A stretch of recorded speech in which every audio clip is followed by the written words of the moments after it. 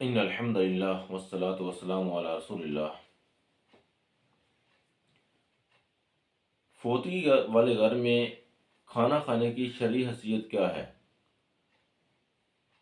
حضرت اسماء بنت امیس رضی اللہ تعالی عنہ بیان کرتی ہیں کہ اللہ کے نبی صلی اللہ علیہ وسلم نے جب حضرت جعفر رضی اللہ تعالی عنہ کے قتل کی خبر سنی، جب وہ جنگ موتا میں شہید ہو گئے، تو اللہ کے نبی صلی اللہ علیہ وسلم اپنے گھر آئے اور آپ صلی اللہ علیہ وسلم نے اپنے گھر والوں سے کہا کہ جعفر کے گھر کھانا جو ہے وہ بھیجو، کیونکہ وہ مصیبت میں ہیں، وہ پریشانی میں ہیں، وہ ان کے گھر فوتگی ہو گئی ہے۔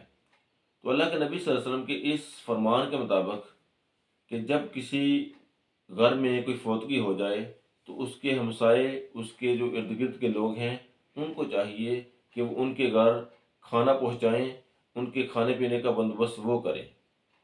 زمانہ جاہلیت میں بہت سارے جو کام تھے، ان میں یہ بھی شامل ہے کہ جب کسی گھر میں کوئی فوتگی ہو جاتی ہے تو وہاں پر کھانا پکایا جاتا ہے، وہاں پر عورتیں اکٹھی ہو جاتی ہیں، وہاں پر لوگ اکٹھے ہو جاتے ہیں۔ کسی مرنے والے کی جو فوت ہونے والا شخص ہے، اس کے جنازے کے علاوہ اس کے گھر میں کہیں بھی جو اکٹھا ہونا لوگوں کا، یہ زمانہ جاہلیت کی رسم ہے۔ اللہ کے نبی صلی اللہ علیہ وسلم نے نماز جنازہ کے علاوہ جہاں کہیں بھی مرنے والے کے پاس لوگ اکٹھے ہوتے ہیں، اس کو جاہلیت قرار دیا ہے۔ عبداللہ ابن مسعود کہتے ہیں کہ جو اللہ کے نبی کا حکم تھا کہ مرنے والے کے گھر میں کھانا پہنچایا جائے، اس سنت پر کافی عرصہ تک عمل چلتا رہا۔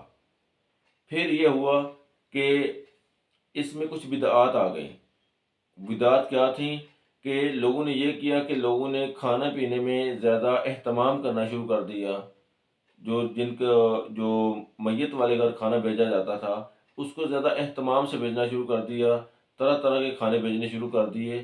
دوسری بدعت یہ آئی کہ اس گھر میں ان کے رشتہ داروں نے اکٹھا ہونا شروع کر دیا۔ تو پھر اس کو بدعت کی وجہ سے بعد کچھ لوگوں نے یہ کام چھوڑ دیا۔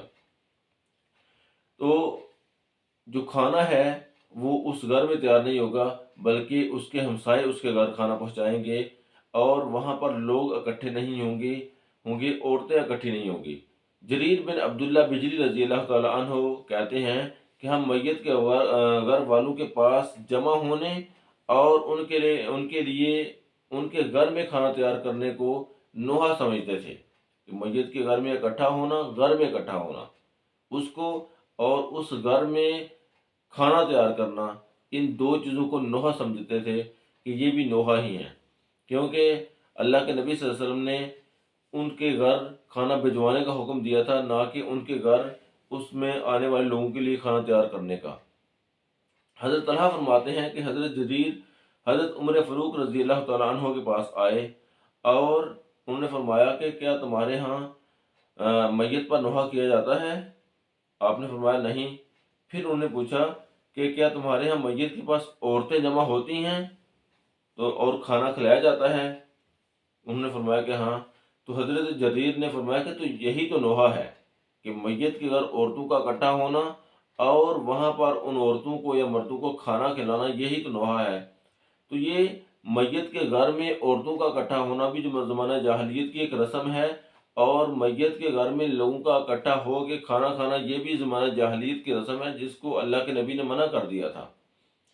اسی طرح حضرت قیاس فرماتے ہیں کہ حضرت عمر بن عبدالعزیز، جن کو عمر ثانی کہا جاتا ہے، وہ فرماتے تھے کہ میت کے گھر میں اجتماع لگانے سے منع فرماتے تھے، اور یہ کہتے تھے کہ ایک تو ان کا نقصان ہو گیا ہے، ان کے گھر میں دکھ ہے، پریشانی ہے، اور دوسرا ان پر یہ جرمانہ ہے، یعنی کہ میت کے گھر میں لوگوں کا اکٹھا ہونا اور وہاں پر کھانا کھانا، یہ کہیں بھی کسی طریقے سے بھی درست نہیں ہے، اور نہ ہی میت کے گھر میں رشتہ داروں کا اکٹھا ہونا شریعت کے اعتبار سے درست ہے۔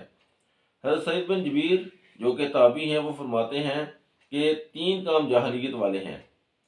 ان میں سے ایک کام جو ہے کہ مصیبت کے وقت جانور کا ذبح کرنا، یعنی کہ جب کوئی مر جائے تو وہاں پر جانور ذبح کرنا لوگوں کو کھلانے کے لیے، جیسے آج کل بریانی کھلائی جاتی ہے، تو جانور ذبح تو نہیں کیا جاتا، لیکن جانور ذبح کیا ہوا گوشت منگوا لیا جاتا ہے، یا بنی بنائی بریانی منگوا لی جاتی ہے۔ تو یہ زمانہ جاہلیت کی رسم ہے جس کا شریعت کے ساتھ کوئی تعلق نہیں ہے۔